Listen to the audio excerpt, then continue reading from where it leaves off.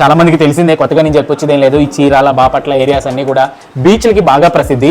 బీచ్లకు కూడా చాలా మంది వస్తూ ఉంటారు. రామాపురం బీచ్ కానివ్వండి, వార్రో బీచ్ కానివ్వండి, బాపట్లలో ఒక బీచ్ ఉంటుంది.